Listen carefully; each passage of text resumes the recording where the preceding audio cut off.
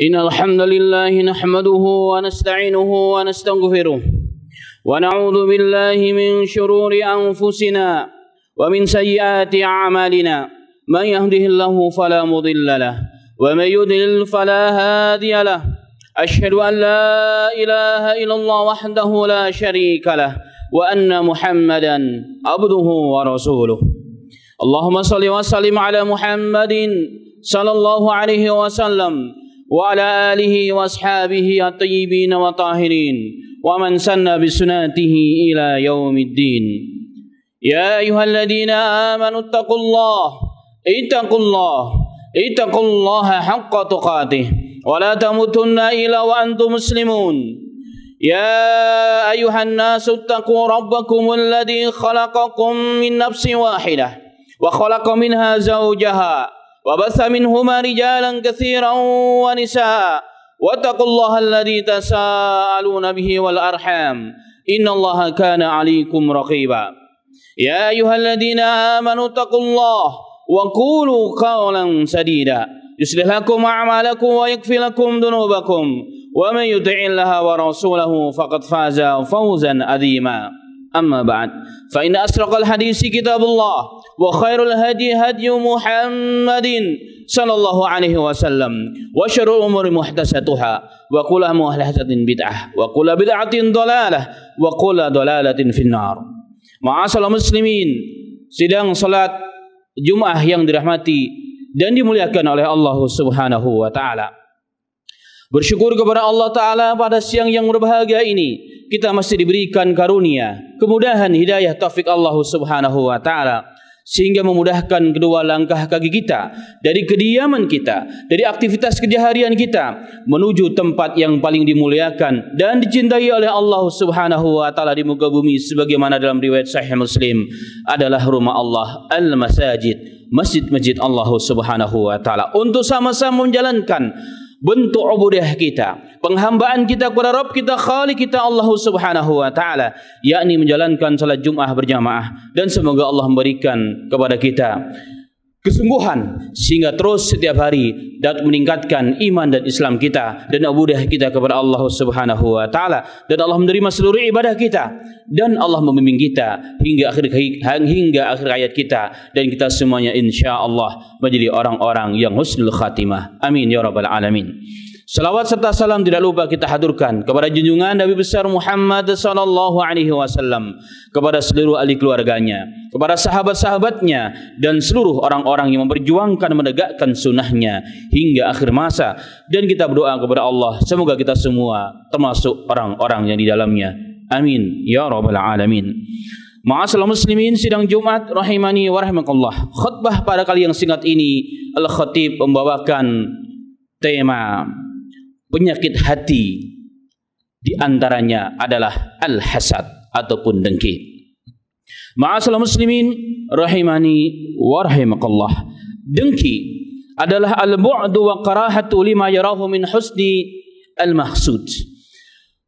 Penyakit dengki ataupun disebut dengan hasad merupakan kebencian, tidak suka melihat orang lain mendapatkan kenikmatan. Hati akan marah, hati akan gundah gulana ketika tetangga kita, bahkan ketika saudara kita atau siapapun yang kita mahsudi, yang kita hasati mendapatkan kenikmatan dan kemuliaan dan kelebihan dari Allah Subhanahu wa taala. Karena itulah ma'asyiral muslimin, sidang Jumat rahimani wa rahimakumullah, al-hasadu, sifat hasad ini satu di antara penyakit hati yang jika telah masuk pada diri seseorang maka susah untuk keluarnya, kecuali orang-orang yang diberikan taufik oleh Allah Subhanahu wa taala. Dan penyakit hasad inilah penyakit yang pertama kali muncul di muka bumi ini, di jagat raya, di langit sana, yang diawali dia sombong dan merasa lebih dari segalanya. Penyakit yang pertama kali menimpa iblis adalah hasad, yang diawali dari merasa lebih dibandingkan Adam alaihi salatu wassalam. Penyakit yang kemudian menumpahkan darah saudaranya antara Qabil dengan Habil adalah hasad, merasa satunya lebih pantas dibandingkan yang lainnya. Penyakit yang saling memusuhi dan memporak-porandakan akidah yang turun dari Allah Ta'ala antara Yahudi dengan Nasara, adalah hasad. Wa qalatil yahudu laisatin nasara ala syai' wa qalatin nasara laisatil yahudu ala syai'in. Orang Yahudi mengatakan orang Nasara enggak ada apa-apanya. Begitupun sebaliknya. Orang Nasara pun mengatakan orang Yahudi tidak ada apa-apanya. Inilah penyakit hasad yang kemudian juga menjadi sebab penolakan dari ahlul kitab kepada agama yang untuknya orang-orang Yahudi berbondong-bondong di penjuru dunia, bil khusus di wilayah Syam, datang ke Yasrib yang kemudian menjadi Madinah al-Munawwarah. Hasad, merasa dirinya lebih pintar dan lebih pantas untuk menerima kebaikan dari Allah Subhanahu wa taala. Ianya berubah menjadi penyakit yang kronis yang akan merusak segalanya, menumpahkan darah, menolak kebenaran dari manapun datangnya. Wa na'udzubillahi min dzalika. Ma'asyiral muslimin, sidang Jumat rahimani wa rahimakumullah. Dan hari ini sifat hasad dan dengki semakin merebak, semakin masuk pada setiap jiwa kita. Hidup di akhir zaman, hidup di kota-kota besar, di mana persaingan hidup semakin sangat luar biasa, di mana gaya hidup kita mengikuti orang-orang yang tidak beriman kepada Allah dan Rasulnya, mendorong kita untuk melakukan, menghalalkan apa saja, mendapatkan sesuatu yang menjadi tolak ukur bagi kita.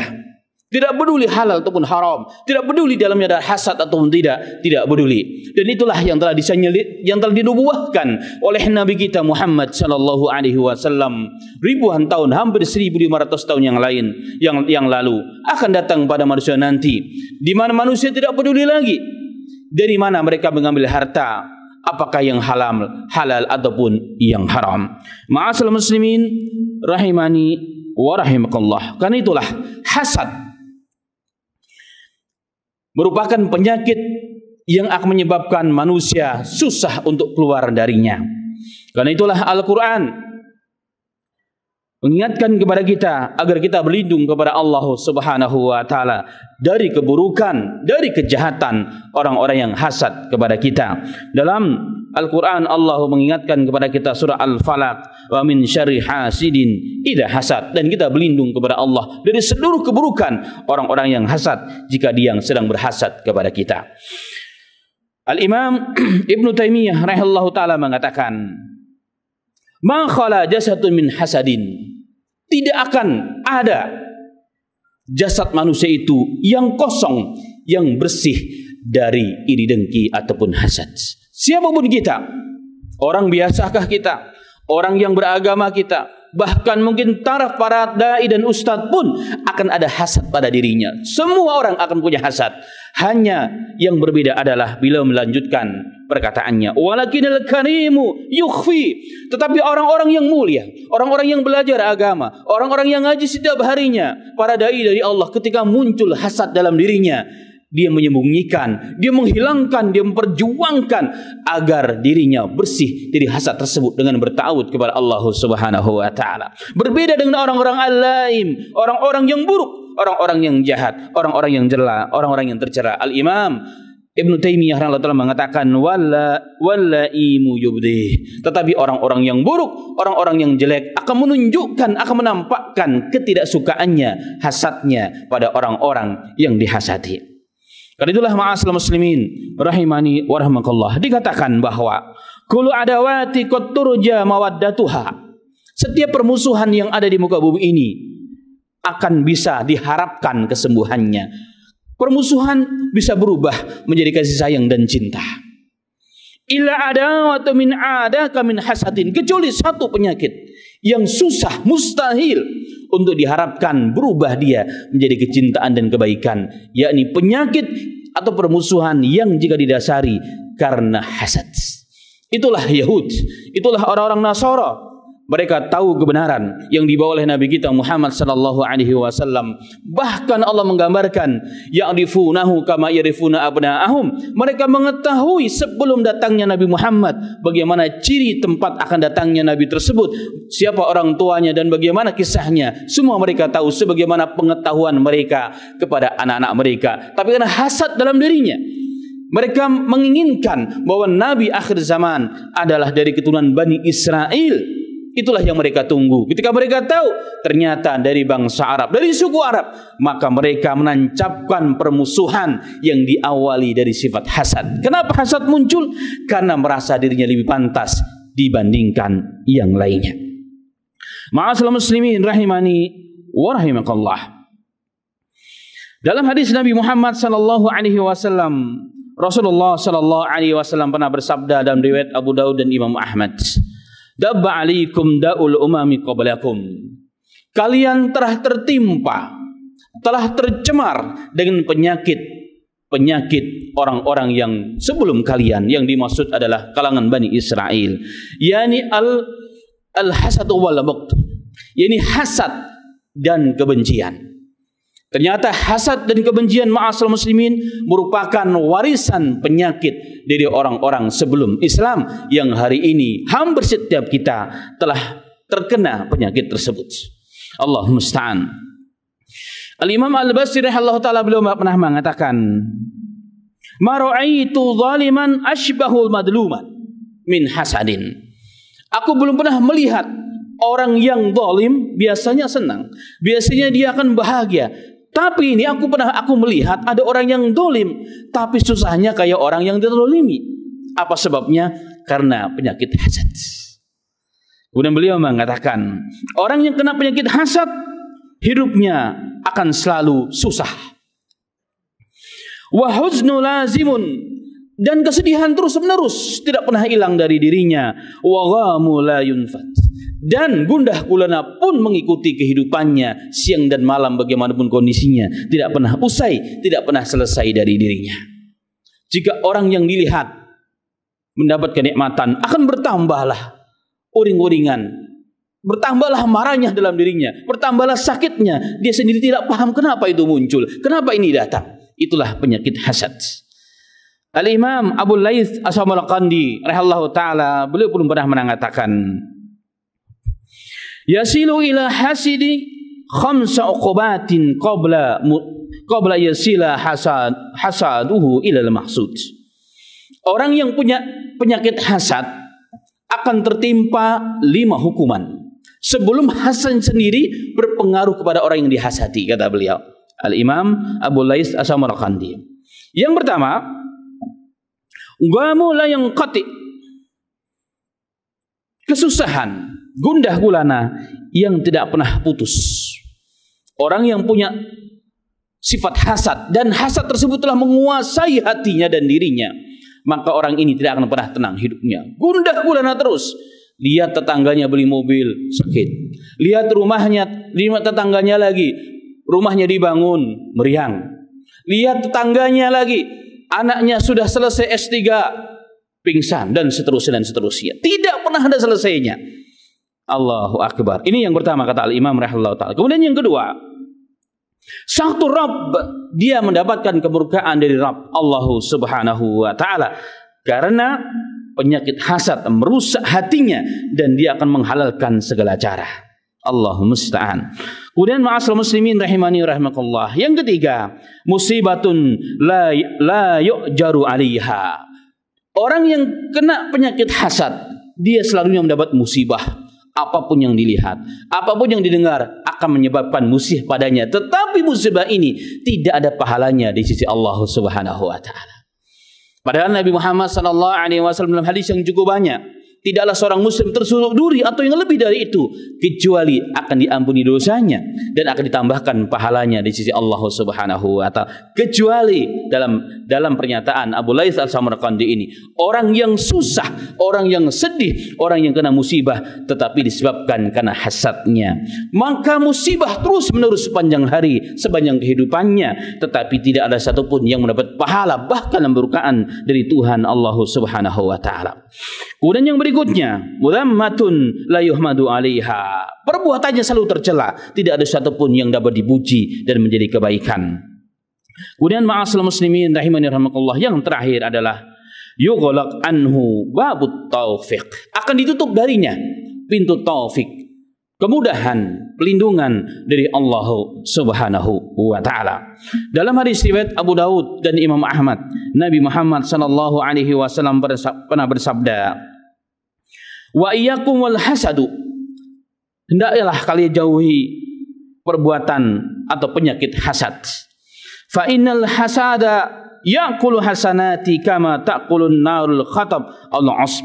Karena sesungguhnya orang yang punya penyakit hasad atau perbuatan hasad itu sendiri akan memakan kebaikan yang kita lakukan. Sebagaimana api akan memakan kayu bakar ataupun rerumputan.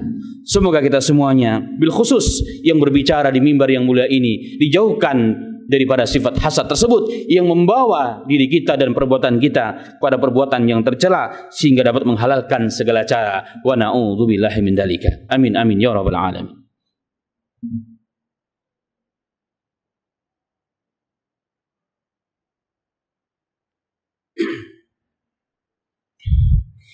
Alhamdulillahirabbil alamin. Hamdan katsiran thayyiban mubarakan fi kama yuhibbu rabbuna wa yarda. Amma ba'd. Jemaah salat Jumat yang dirahmati oleh Allah Subhanahu wa taala. Di antara tanda-tanda hasad yang pertama adalah tidak akan pernah senang melihat orang yang dihasati mendapatkan kenikmatan. Jika setiap kita mendapatkan hati kita tidak suka melihat teman kita, saudara kita, tetangga kita mendapat kenikmatan, fa'alam, ketahuilah bahwa kita telah terkena hasad. Orang yang baik mencoba menghilangkan hasad tersebut, tapi orang yang buruk terus membumbui hasad tersebut sehingga akan berubah menjadi perkara yang besar, bahkan tertanam dalam dirinya kemudian berkeinginan untuk menghilangkan nikmat tersebut pada orang tersebut. Yang lebih celakanya lagi, nikmat tersebut berpindah dari orang yang pertama kepada dirinya, dan inilah yang diinginkan oleh iblis laknatullah alaih. Kemudian ma'asyiral muslimin rahimani wa rahimakumullah. Bagaimana supaya kita terhindar daripada sifat hasad tersebut? Yang pertama tentunya berdoa kepada Allah Subhanahu wa taala agar dijauhkan, diberikan kekuatan, dibersihkan hati kita daripada hasad. Kemudian yang kedua, selalu melihat orang lain lebih pantas dan lebih mulia, bukan kita. Karena munculnya hasad yang paling besar adalah dorongan dalam diri kita. Jika kita merasa lebih pantas, jika kita merasa lebih hebat, kita lebih mulia, dan orang lain tidak boleh mendapatkan hak itu. Tetapi jika ada dalam diri kita seperti itu, itulah bibit awal akan munculnya sifat iri, dengki, dan hasad. Wa na'udzubillahi min dzalika.